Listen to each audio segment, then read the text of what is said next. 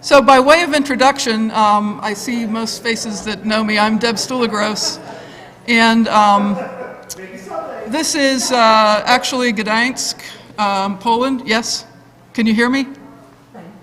Oh, I can take my mask off? I guess I can take my mask off. Thank you.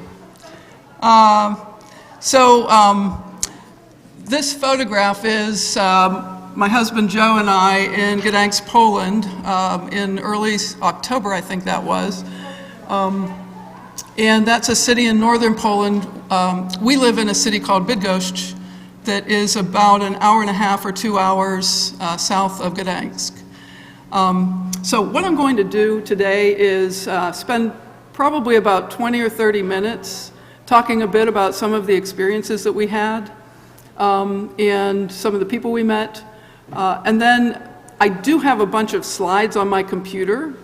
Friday at 2:00 p.m. with Marty Hauser. They also were being displayed there and all ready for live streamed. Today, well, they're not. And so rather than trying to troubleshoot or mess things up more, what I'm going to do is give you a sense of some of what I did. And then later this week, I'm going to put a video on the website that folks can watch, because there are some slides with some information and some photographs that I would like to share. But I would like to mention a few things about my experience in person now. And I have a cheat sheet here. I have my laptop. And what it says is, Dzień dobry, dzień dobry. That's good day, good morning, hello. Dzień dobry I witam na mojej rozmowie o Polsce. Not bad, huh? Yeah. So that means welcome to my talk about Poland.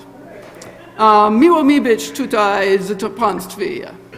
That is, I'm pleased to be here with you. And it really is. Like, my pronunciation's not good, but I was close. So the choir this morning sang a piece. It's actually a Christmas carol. But I had emailed back and forth with Tim and Kate a bit and said that it would be great for the choir to sing something today with some Polish in it. And then Tim picked Al Chopin, who is like the best known Polish composer and pianist. The choir anthem, though, as I said, is a Christmas carol. We did a verse in English and a verse in Polish. And I can't wait to listen to the video and hear the pronunciation, because I actually think it was pretty good. Miło mi być tutaj w państwie. I am very pleased to be here with you. Poland, I really want to have the opportunity to give you a sense of how different it feels or has felt living in Poland versus living here. And so Poland is situated between I need to do this. Okay, so Germany and USSR, let's say. So Lithuania, Belarus, and then Russia to the east of that. And because of that, and because the whole northern half of Poland is flat, like really, really flat, like almost Kansas flat, they've been invaded throughout the centuries over and over and over and over and over again. Like, over and over and over again. So there was a king in Poland in the year 966 who converted to Christianity. Poland became a nation and a kingdom instead of a bunch of little duchies kind of stuff. And then I have this video that I'll share later in the week through the website of Poland over the years from 966 to 2014, and how that geographical area changed hands so many times. But throughout all of that history, sometimes it was Prussian, sometimes Austro-Hungarian, sometimes German, sometimes Russian. Other times there were these duchies that were all carved up, Lithuania. So that area that is current-day Poland has a heritage of being owned by, being ruled by many, many, many different nations over time. But what was pointed out to me that I want to share with you, because it was pointed out to me by someone who was just being very matter-of-fact and sincere, was to say that through all that time, when they talked to their grandparents about their great-grandparents and ancestors, There were a couple of constants. One was the Polish language. Crazy though it is and really hard to learn, but the Polish language is a language that's been spoken in that region for more than 1,000 years, and it persisted even though the Germans came in, and the Russians came in, and the Lithuanians came in, and the Swedes came in. The Polish language persisted. Second is there is a culture. And actually this woman and I were talking about, well, what does culture mean? And it's like food and dress, a little bit of art, a little bit of traditions and holidays, but there's a lot of it that has to do with food. So yes, I ate a lot of pierogi. Actually, I was told that I need to be careful because I did learn that in the Polish language, one little dumpling is a pirog. More than one are pierogi. There's no such thing as pierogis because it's already plural. And the guy who told it to me had a good sense of humor and said it just like that. He said, why would you add an S at the end? It's already plural. It's pierogi, pierogi. There's a bunch of them. So over that time that Poland has changed hands, the language persisted, the culture persisted, so foods, dress, holidays, traditions, things like that, and the Roman Catholic Church persisted. And the person who pointed this out to me in the conversation was not talking about religion at all. We were talking about the fact that Poland has been invaded and changed hands over and over and over again. But what she said was that in 966, when King, I forget his name, it's on my slide somewhere, was baptized, the whole country, because the king was baptized, became Christian. So it had largely been pagan, various pagan communities, let's say. And so in some cases, because it's Europe in the past centuries, in some cases by force, people were made to become Christian. But the Roman Catholic Church has persisted as a very strong presence in Poland. And the way she said it, it was a bit like talking about the language and the traditions, the culture. She said, yes, Poland was, the Russians were there, the Swedes were there, the Lithuanians, we had a partnership. The Prussians were there, the Germans, I think I'm missing some. But she said, we are Poles. We are Poles. And we're Catholic. And no matter what, if you talk or read history about what happened in Poland, which in many centuries was awful, including the last century, she said the Roman Catholic Church was something that brought people together throughout all of that. And Poland today, around 90 or 92% of Poles identify as being Roman Catholic.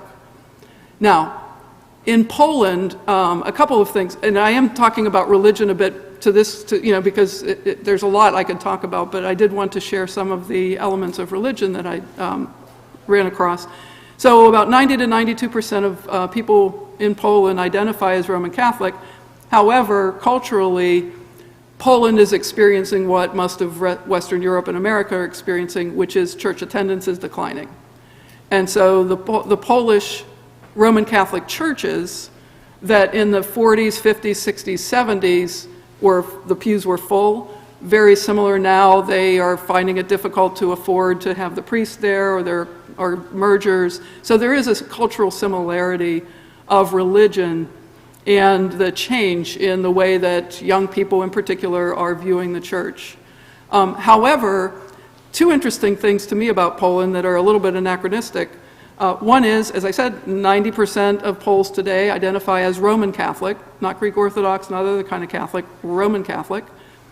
But Poland's heritage, going back centuries, is within Europe of being one of the most religiously tolerant nations from the standpoint of the central government or whatever ruling government there was. And that is one of the reasons that there were so many Jewish people living in Poland in the first half of the 20th century, is because in the centuries before, and man, could I talk for like an hour on this topic because I found it fascinating, in the centuries before, so the 15th century, 16th, 17th, 18th, 19th centuries, within Europe, there were, as many of you I'm sure are aware, all kinds of crusades that went on, but also there were many Christians who were being slaughtered, and there were wars over religion. And many of the Christians that were involved with the crusades were slaughtering Jews and slaughtering others who were non-Christian throughout Europe and Eastern Asia. Western Asia. And so what happened was, over many of those centuries, by the way, it's so weird as an American, right, centuries. Over many of those centuries, Jews in other European nations were emigrating to Poland because so much of Poland was more tolerant of other religions, and in particular Judaism. So many of the cities in Poland that we visited and others that we read about have very big synagogues and have a Jewish district. However, there aren't very many Jewish people there because of the horrible success of the Nazis in World War II. So I had no idea of that. Like, I know that all kinds of Poles got killed and all kinds of Jews were killed during World War II, and the horror of it. But I had never understood or put together that it wasn't a coincidence that so many of the concentration camps were in Poland and so many of the Jews who were killed were Polish Jews. It was actually because over centuries many Jews in Europe went there because they could practice their religion and they could engage in trade and they could have professions, largely separate. So the idea of these Jewish areas or districts, as I said, is really common. But in World War II, or during the Nazi era, so being in Poland, really, the presence of World War II is everywhere. And the horrible things that happened in Poland are during World War II, during the Nazi regime, are very present. So I'll give two examples of what we came across, and there are photos that'll be in the slides on the website. One is in the city called Gdynia, which is in the northern part on the Adriatic Sea. Actually, there are three cities that are called sister cities. This is Gdańsk, that what you might have heard of is where Solidarity and Lech Walesa became prominent. There are two cities that are very close to Gdańsk. One is called Sopot, and the third is called Gdynia. So in Gdynia, it was, and I mentioned this, it's at the very northern part of Poland, and this city, Gdańsk, and these three cities are where the Nazis first invaded Poland at the very beginning of World War II in September 1939. I don't know a lot about history, but man, I've learned a lot in the last few months. So I'm showing off that it was, I should know the date, I think it was September 12th, 1939. In Gdynia, Gdynia is about maybe 50 miles or less from where the Russians invaded at Westerplatte in the beginning of World War II. And what the Russians did was they went in, the troops went into the city, and I believe it was 35 to 38,000 residents of Gdynia, of all religions, were given a couple hours notice to pack a few bags and get on the train, and they were moved to other cities in Poland and in Eastern Europe because the Germans were invading Europe through Poland, and they had thousands and tens of thousands of German troops, and they basically kicked everybody out of their homes, and the German troops then moved into the homes as the troops were advancing into Poland. And there's a statue that was just like so moving. I put it on my blog thing, so some of you may have seen it. And please do look at the photos when I put them on the website. So there's a statue that is actually four statues separate from each other. There's a mom with a suitcase, a little girl and little boy with little satchels, and then, excuse me, about 20 feet maybe separate is a dog. And the dog's face is like the most memorable thing for me of a couple months living in Poland, because you look at this dog and it just brought me to tears. But basically the statue is a memorial to the displaced Gdynians, people of Gdynia. And so I was trying to think of a parallel. So picture this. Troops come into Western Pennsylvania, and they basically say, hey, you know what? Everybody who lives from downtown west to the West Virginia-Ohio border, be at the train station by 4. Pack whatever you're going to need, and you may or may not ever be coming back. Go. It really was like that. It was about half, maybe a third the city of Gdynia that was asked to leave, told to leave, not asked to leave. So the statue is just on the street. It's right across from the train station in Gdynia, and Joe and I only happened on it because we missed the train we were thinking we would take, and so we had an hour to burn until the next train. And we were just walking around. And the story there, a little bit more about it, is that in Gdynia at that time, almost everybody who was still in the city was women, children, and older people, because almost all the able-bodied men had joined the Polish army in anticipation of the potential of war before Germany invaded. And so basically what was left was houses that were fully furnished, apartments that were fully furnished, pets, people who were in the hospitals, and not much of anybody else. Everybody else was told to move, forced to move. So I mentioned at the beginning that I was there for 3 or 4 months, so I didn't live there for long, but it is very different from being a tourist. Or I was in Poland once for business for a week. But what hit me coming back here is a lot about that history, that Poland particularly, of all nations in Europe, not in the world, but in Europe, of all nations, has had a fragile existence for centuries and centuries and centuries, and it does today. So the second thing I wanted to mention about just that Poland being such an interesting geographical location is about the what's going on now at the Ukraine border with Russia. And so if you've followed the news, it's in the global news. Russia has put about 100,000 troops or so along the Ukraine border.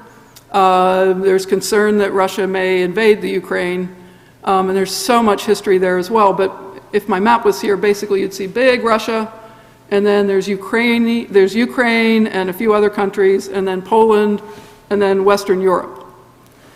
And in Poland, let me just digress for a moment about Russia. People in Poland hate Russia. And I mean, people in Poland hate Russia. Very interestingly, they don't hate Germany. They hate Nazis and Hitlerites. But even the plaques that talk about what happened during World War II, I started to watch for, would any plaques say Germany? But I did not find one. They may exist, but all of the plaques that I saw that talked about the Holocaust, the horrible things that happened in World War II, talk about Nazis or Hitler. And that's World War II, right? So that, looking around, that's a generation before us. Actually, yeah, it's 1 or 2 or 3 generations before all of us. Russia, though, was communism, and that was the mid-1948 until 1989. And lots and lots of folks remember that. And so there's this deep hatred of the Russians and a fear of the Russians in Poland. And that's something that is not palpable at all living here.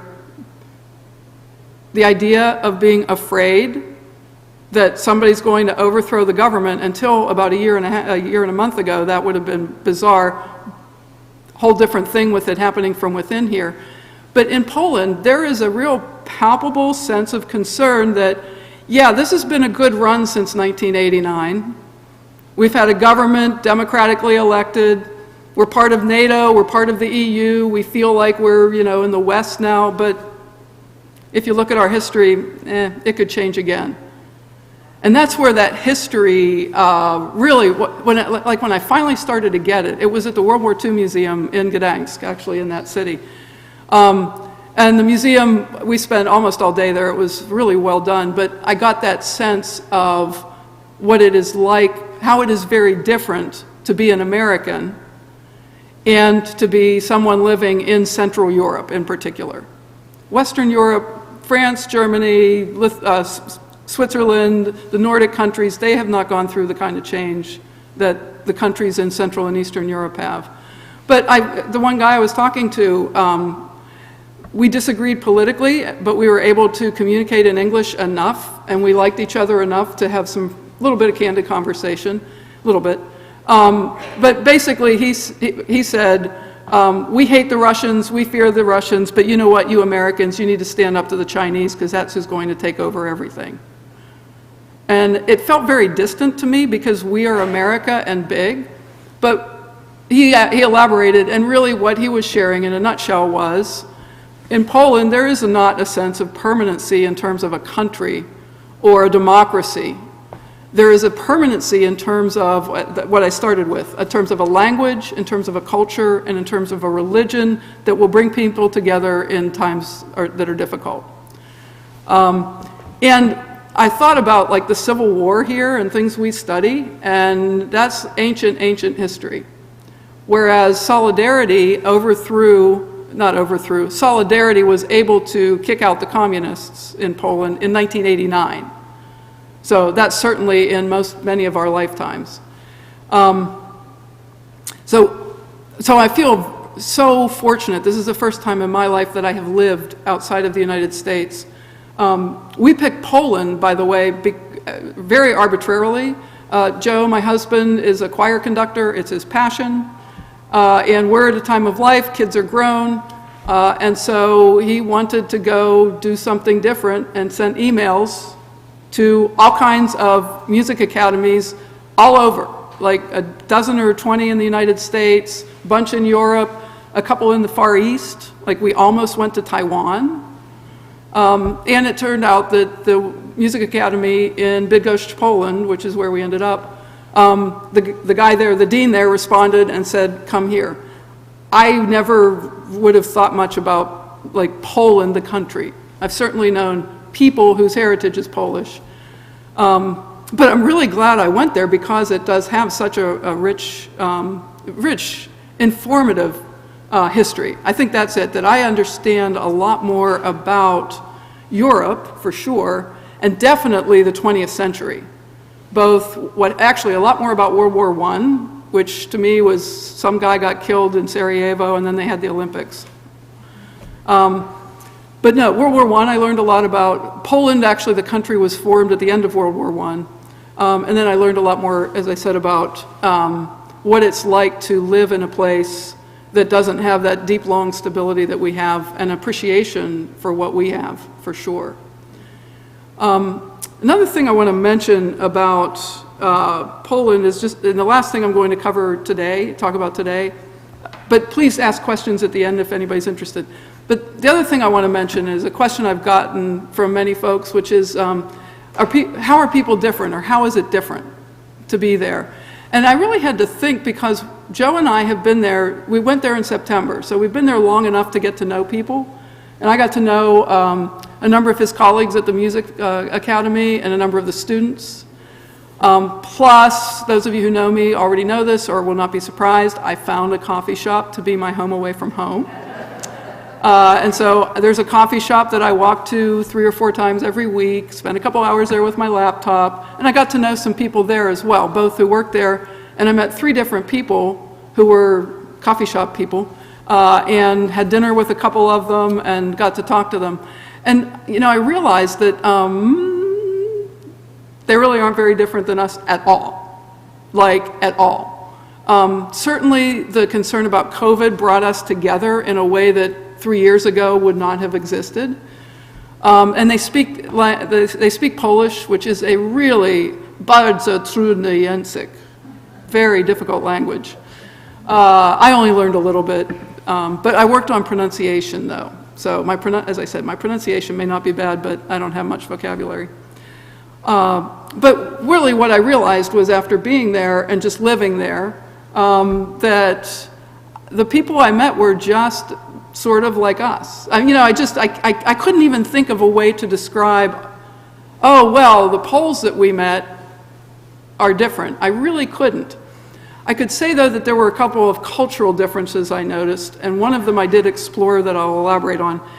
The one I want to mention is as follows. Actually, 2 things. First of all, people there don't say, hi, how are you, in a rhetorical sense. We do. Right, so and for 2 weeks I've been saying, hey, how you doing? And I don't listen to the answer.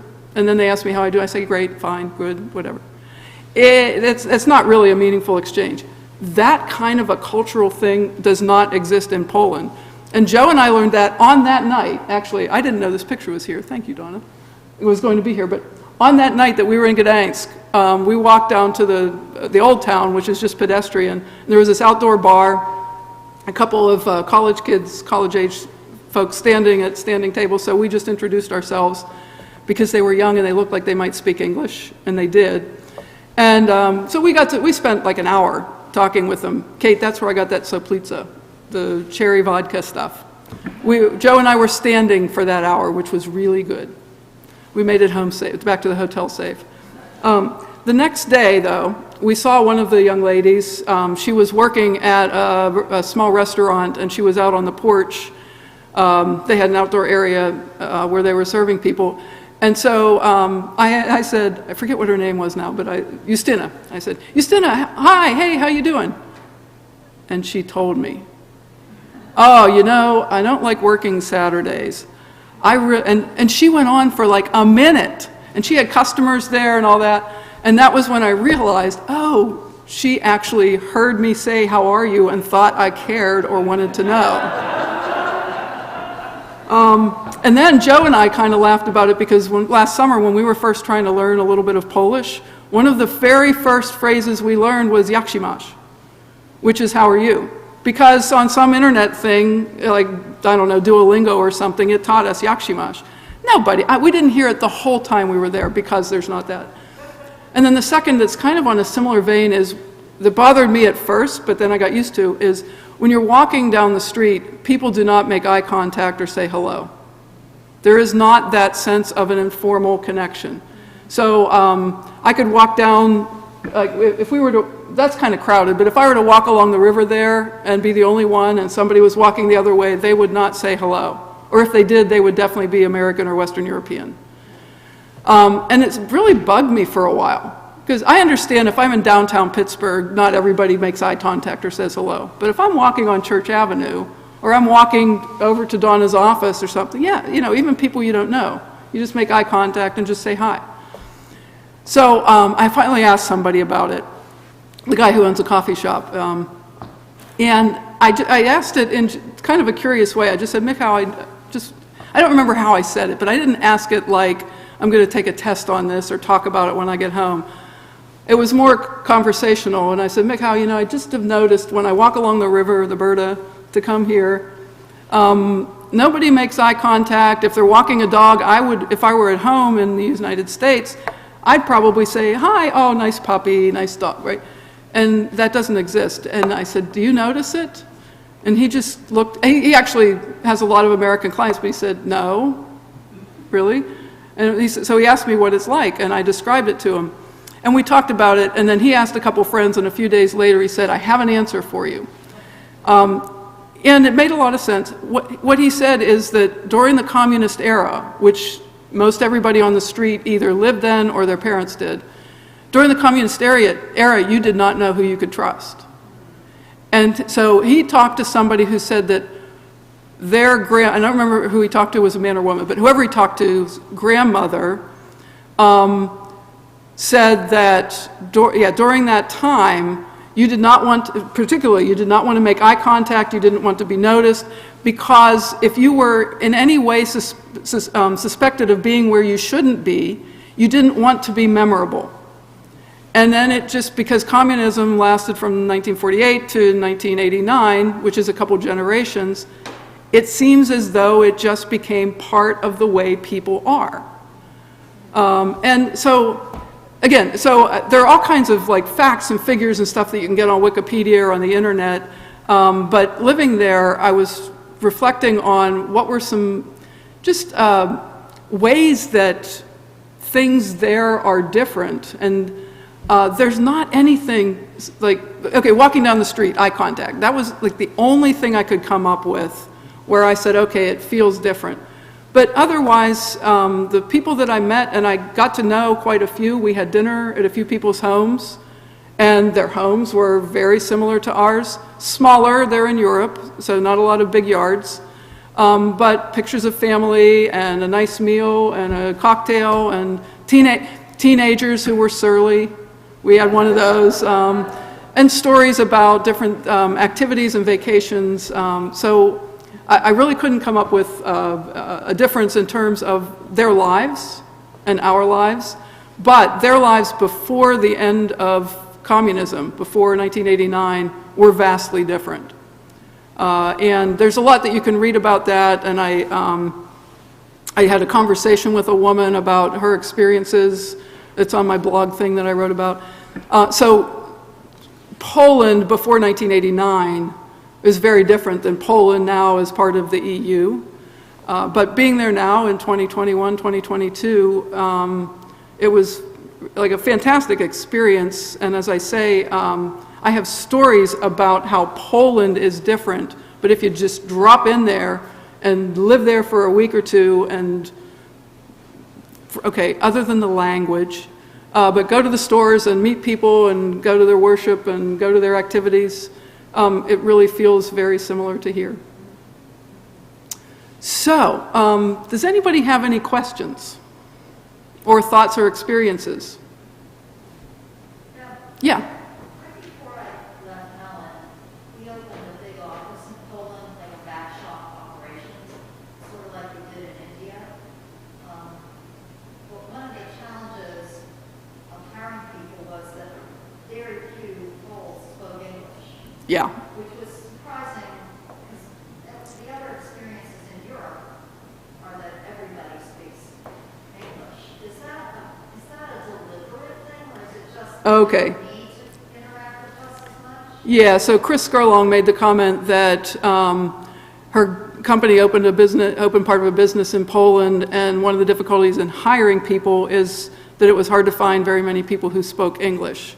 And Chris's question is that common? That probably was surprising, and I've kind of forgotten it. Poland was part of the second wave of countries to join the EU, and that was in like 2000, I meant to look this up, I think 2005. So there were a number of Central and Eastern European countries who joined the EU in 2005. And the internet became prevalent around then. So I did have a couple of conversations with people about this language thing, and basically what I heard was that around 2005, 2010, so not that long ago, like a dozen years ago, English has become the de facto second language of everybody in Europe. That's why I mentioned the EU. So prior to that, it was often, for a lot of countries, it was the second language, but French was the second language in many places. German was the second language. So there was more of a mix. But with the EU, there was a need for some more standardization, and it's very touchy, particularly with the French, about language. But basically, mid-2005, 2010, a lot of Eastern European countries became part of the EU, and the internet became like really, really prevalent.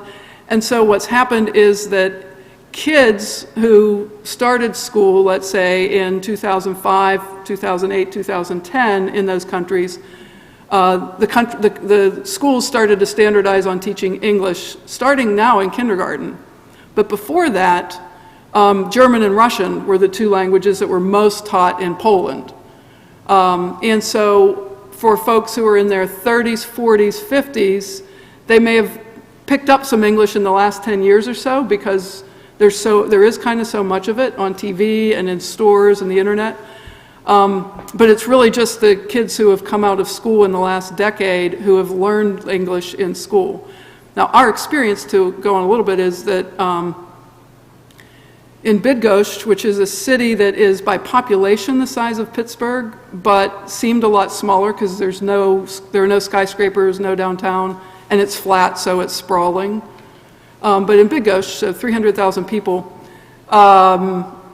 there were some people who were fluent in English, but 5%, 2%, not very many. Even in stores, many clerks in checkouts didn't speak any English. You know, I'd ask, "Mówi pani po polsku? Mówi pani po angielsku?"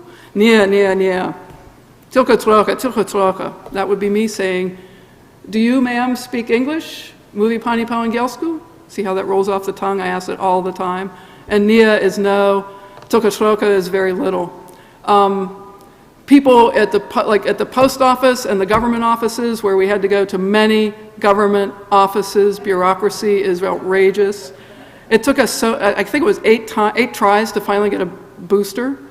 I ran into almost no English speakers. And in large part because a lot of the people working in the stores and a lot of the people working in the government are like in their 50s and 60s. It's changing though. And so today in Poland, English is taught in all public schools starting in kindergarten and in almost all private schools as well. And that is true also through most of the European Union countries. Any other curiosities or questions? Yeah, Ryan? How is it for Joe in his teaching? How is it for Joe? Great, awesome, unbelievable. He was at the Akademia Muzyczna imienia Felix Nowickiego, which is Felix Nowisko Music Academy. It's a college that is just a music academy, so it's not attached to another college. About 650 students, all music, and he co-led 2 choirs, and they did a concert January 23rd, all English language music. It was awesome. I'll share that video too when we get it. We don't have it yet. He had 6 conducting students whom he met once a week with, and he taught a class once a week, a seminar for an hour and a half on American choral conducting techniques, and he was in heaven, absolutely in heaven, yeah. So spring semester, by the way, we will be in Trieste, Italy. So Joe just got there, sorry Donna, but during worship, I'm looking at my phone because he's texting me saying, can you text me the Airbnb code that just came to your cell phone because my cell phone's attached? Because he just flew this morning from Poznan, Poland so he was supposed to go to Venice. His plane was diverted to another city because of fog, and then he had to catch a different train. And I'm sitting here in church like a teenager. But so in the spring, we'll be in Trieste, Italy, which is so exciting. It's in the northeastern corner of Italy. It's east of Venice by about 2 hours. Bummer. Yeah, and the train costs, I think, $20. But in the spring, he will be only conducting 1 choir, so it won't be as much. But so when I share the concert video, it's about an hour long, so it's not outrageously long. And it's 2 choirs of about 30 singers each, college kids mostly, a couple of adults. And most of them did not speak good English. Like Donna mentioned the Opłatki, I was at a choir party, and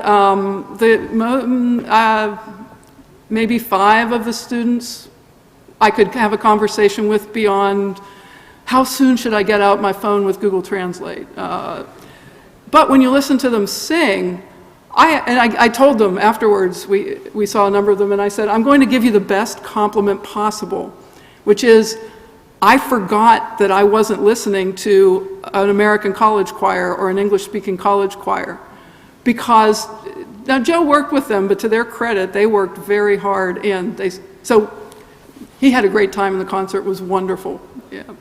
Other questions? I don't want to belabor this. Linda, did you have? I Or comment? don't know why, but it seems to me that I always thought that including Poland, but that whole group of countries in Eastern Europe were very Eastern Orthodox. But you just said that they're Roman Catholic, so tell me about that. Yeah, so Linda's comment was that she had always thought that many of the countries in Eastern Europe were Eastern Orthodox, but I said that in Poland they're Roman Catholic, and what's the deal there? And actually that's one where I'm going to go to the internet this afternoon because I'm not sure why. I do know, for example, so what I do know is that the king who was baptized in 966, note that I know that, that's like 1776 for us. It's something that people all learn in school. It wasn't Constantine, Casimir maybe, or Jagiellonians. there were a bunch of those kings early on. But he converted to Christianity and was baptized and became a member, part of the Roman Catholic Church, and was elevated to more power, in part because of the power of the Pope at the time. And so basically Poland, because this king in 966 decided to convert, became very, very Roman Catholic and very tied to the Roman Catholic Church.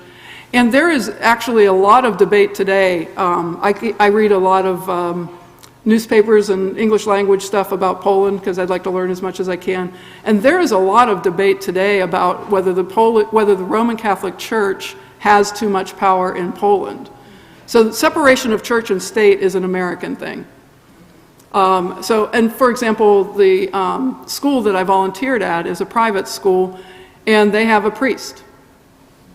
So I was comfortable with that because I used to work at Holy Family Institute. So it's a Catholic institution, it's tied to the diocese, and so there would be a priest at various things. But this was not a non-religious private school, and at the lunch for the faculty, of course, Father Piotr was there.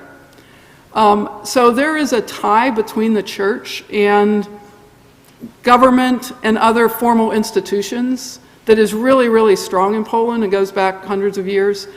Other countries I don't know anything about. I do know in Trieste, which is northeastern Italy, it really was not part of Italy for very long. It hasn't, so I should say it hasn't been part of Italy for very long. It was part of the Austro-Hungarian Empire for a long time. And there's a very strong Eastern Orthodox community there, but Trieste also is multicultural, and there are a lot of different religions there. So there is a Catholic church. There aren't a lot of Protestants. There's a Catholic church, there's a synagogue, there's an Eastern Orthodox church, all on a main square there.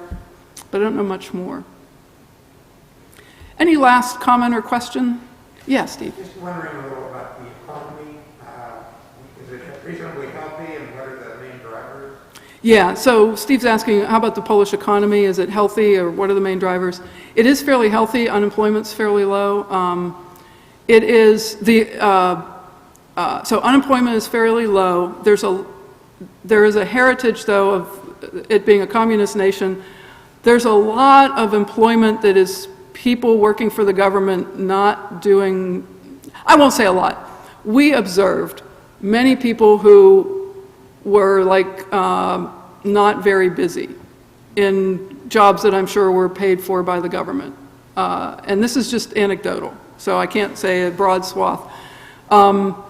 There is a lot of manufacturing. There's a strong service industry. It's not a big tourist destination, so it's different from some other Western European countries like Italy, for example.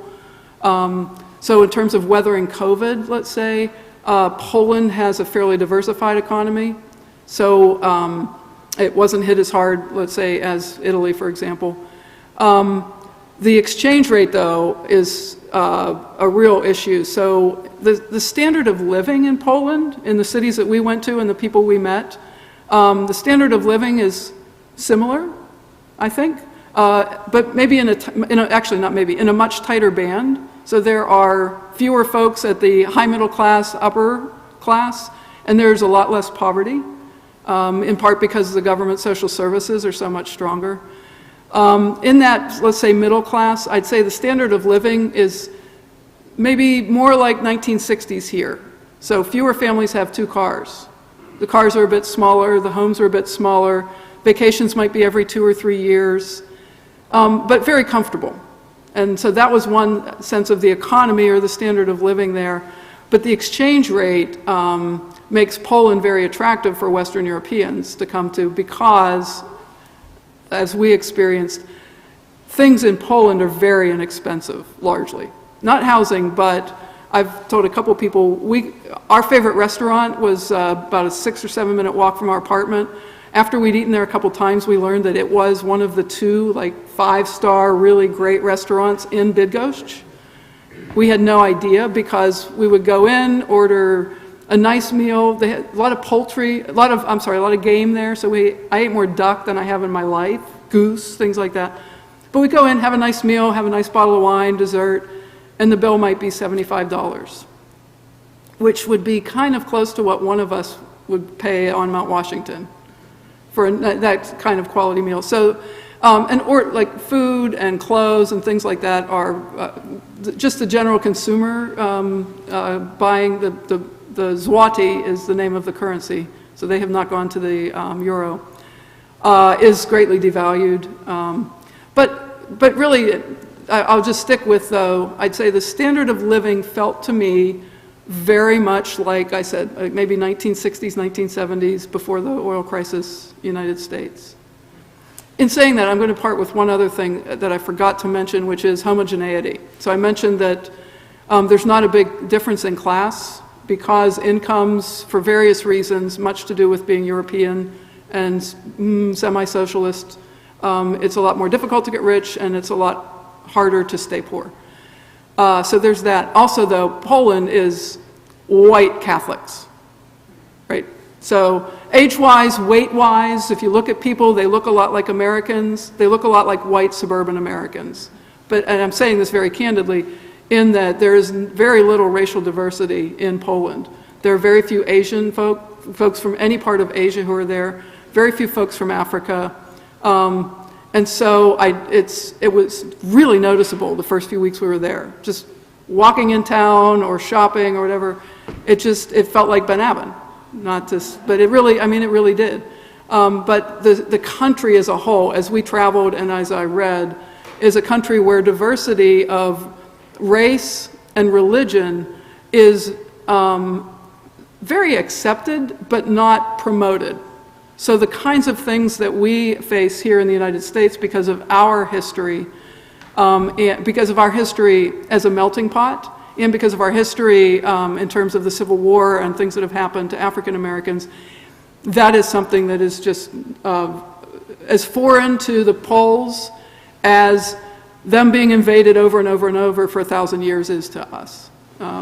So I'm going to stop because otherwise I could be here all day.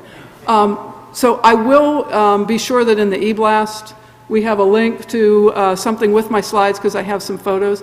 I will say in the video, if I remember, and I do want to tell you that all of the photos in my slides I took, and I was so psyched when I heard that Steve Mellon wasn't going to be here today. But then when I actually looked at the slides, I said, you know what, this is a beautiful place because with my iPhone, I got some pictures that are pretty doggone nice. So when you look at the slides, know that I didn't take these off of TripAdvisor or bidgosh.pl. I took them. Just so long as they don't horizontal, it's okay. Okay, yeah, exactly, yeah. And the face can't be in the middle. It needs to be up a little bit, yeah.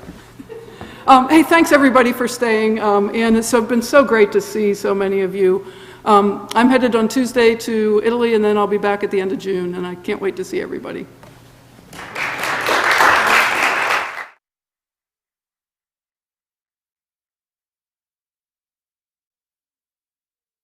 Allowing us to do the Polish, that was fun.